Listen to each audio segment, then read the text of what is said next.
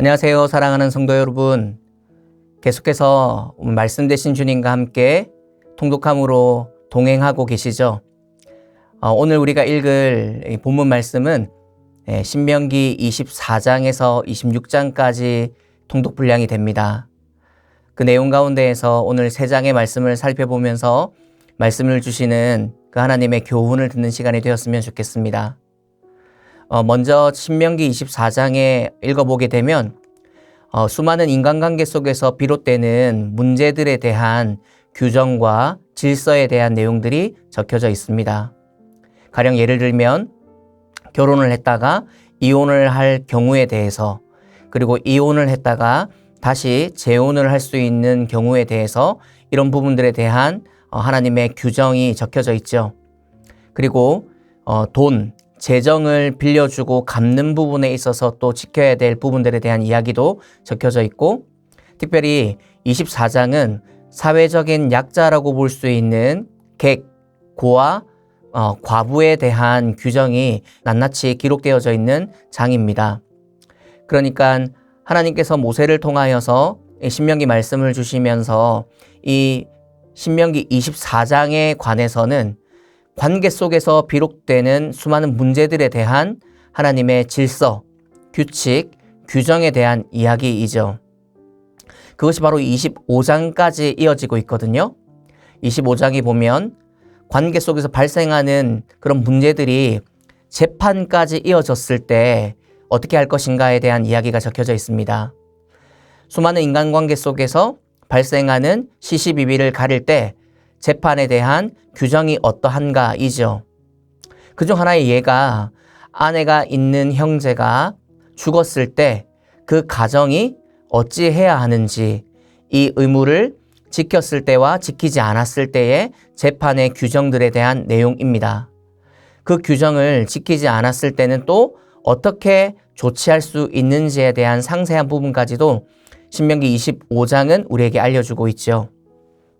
그리고 이어지는 신명기 26장의 말씀에 보게 되면 드디어 가나안 땅을 정착하고 난 뒤에 받들어지는, 또 우리에게 손에 들려지는 소산에 대해서 봉헌에 대한 의무를 말씀하고 있습니다.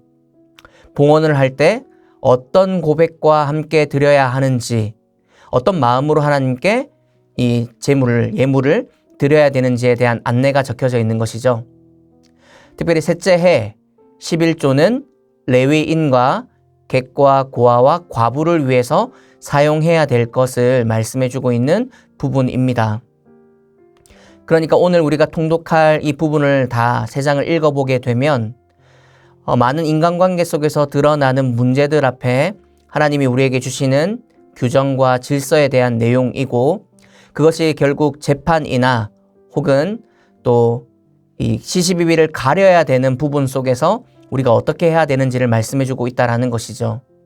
그리고 사회적인 약자가 되는 객이나 고아, 과부에 대한 섬김이 어떠해야 하는지, 이것을 말씀해주고 있는 부분들입니다. 오늘 통독의 분량을 읽으면서 제 마음속에 와닿은 한 구절의 말씀, 저는 오늘 2구절을 보게 되었는데요. 말씀하신 하나님의 법도와 규정을 왜 지키라고 하시는지 신명기 26장 16절은 우리에게 이렇게 말씀해 주고 있더라고요. 오늘 내 하나님 여호와께서 이 규례와 법도를 행하라고 내게 명령하시나니 그런즉 너는 마음을 다하고 뜻을 다하여 지켜 행하라. 이렇게 오늘 3장에 걸쳐서 하나님이 지키라고 말씀하신 그 규정들을 꼭 반드시 지켜 행하라 라는 말씀을 주고 있는데, 왜 지키라고 하는 것인가? 바로 이어지는 18절이 우리에게 설명해 주고 있습니다. 여호와께서도 내게 말씀하신 대로 오늘 너를 그의 보배로운 백성이 되게 하시고 그의 모든 명령을 지키라 확언하셨느니라. 사랑하는 성도 여러분, 24장에서부터 걸쳐진 이 3장의 말씀 보게 됐을 때 하나님이 법도와 규정을 인간관계 속에서 일어나는 많은 문제 속에서 이렇게 지키라 라고 하시는 하나님의 의도, 하나님의 목적이 무엇이죠?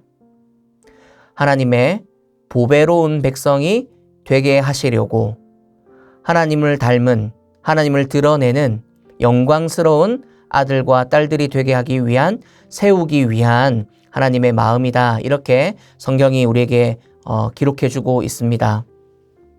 사랑하는 성도 여러분, 비록 많은 시간이 흘렀지만 변하지 않는 하나님의 말씀, 인간관계 속에서, 교회 공동체 속에서, 우리들의 임하는 많은 직장과 영역 속에서 하나님의 말씀에 대한 이 가르침, 규정들, 교훈들을 잘 기억하여서 지켜나감으로 하나님의 보배로운 백성들이 되시는 저와 성도님들 되시기를 축복합니다.